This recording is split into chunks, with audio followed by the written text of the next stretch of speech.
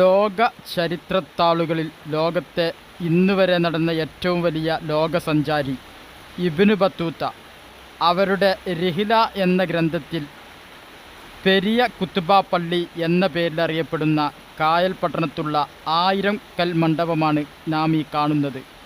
ഇത് പുതിയ ഒരു പള്ളി പണിയുകയാണ്.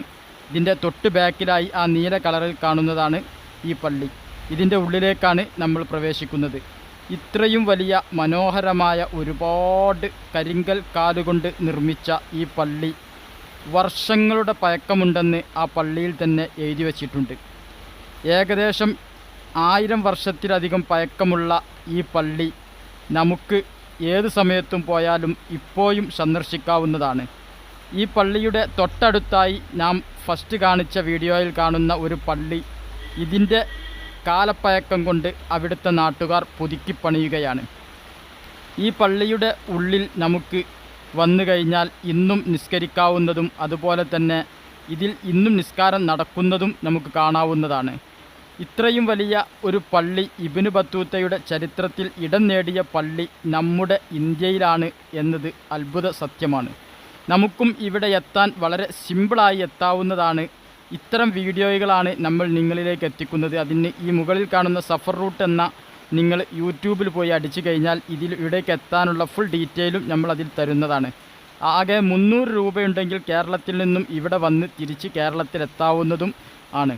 ഏകദേശം ഇവിടെ അറിയപ്പെട്ട ഇബ്നു ബത്തൂത്തയുടെ ചരിത്രത്തിൽ എടുത്തു പറയപ്പെട്ട ആ മിഹ്റാബും മിമ്പറുമാണ് നമ്മൾ ഇപ്പോൾ കണ്ടുകൊണ്ടിരിക്കുന്നത്.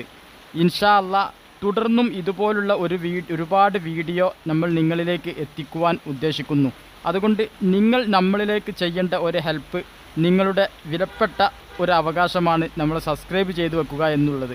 സബ്സ്ക്രൈബ് ചെയ്ത് വെക്കുന്നതിൻ്റെ ഉദ്ദേശം, നമ്മൾ എവിടെയെങ്കിലും ചെന്ന് വീഡിയോ എടുക്കാൻ നോക്കുമ്പോൾ സഫർ റൂട്ടാണ് എന്ന് പറയുമ്പോൾ നമ്മളെ അവർ സപ്പോർട്ട് ചെയ്യണമെങ്കിൽ കുറച്ച് സബ്സ്ക്രൈബ് വേണം. അല്ലാതെ വെറും 300 സബ്സ്ക്രൈബും കൊണ്ട് അവരുടെ മുന്നിലേക്ക് ചെല്ലുമ്പോൾ അവർ നമ്മളെ സ്വീകരിക്കില്ല. അതുകൊണ്ടാണ് പറഞ്ഞത്. മറ്റൊരു ഉദ്ദേശം നമുക്ക് ഇതിൻ്റെ പിന്നിലില്ല. ഇൻഷാ അല്ലാഹ് ഇനിയും ഒരുപാട് വീഡിയോയുമായി നമ്മൾ നിങ്ങളിലേക്ക് എത്തും. അതുപോലെ തന്നെ ഈ പള്ളിയുടെ ഹൗല് നമ്മൾ ഇതിൽ കാണിക്കുന്നുണ്ട്. അതുപോലെ തന്നെ ഈ പള്ളിയുടെ സെൻറ്ററിൽ കാണുന്ന ഈ ഒരു ചതുരം സദക്കൈ, അതായത് ഈ കായൽ പട്ടണത്ത് ഒരുവിധം സ്ഥലങ്ങളിലൊക്കെ കാണുന്ന ഒരു സംഭവമാണ് സദക്കൈ എന്ന് പറഞ്ഞാൽ സ്ക്വയർ എന്നാണ് അവർ ഉദ്ദേശിക്കുന്നത് എന്നാണ് അവിടെ നിന്ന് നമുക്കറിയാൻ കഴിഞ്ഞത്. ഈ സ്ക്വയറിൽ ഓരോ കാരണവന്മാരും അസറിന് ശേഷം ഇരുന്ന് ചർച്ച ചെയ്ത് തീരുമാനിക്കുന്നതാണ് കായൽ പട്ടണത്തെ തീരുമാനം. അതുകൊണ്ട് ഇന്നും അവിടെ ഒരു വേസ്റ്റ് കുമ്പാരമോ മറ്റു പോലീസ് സ്റ്റേഷനുകളോ മദ്യപാനശാലകളോ ഇല്ല. അസ്സലാമു അലൈക്കും.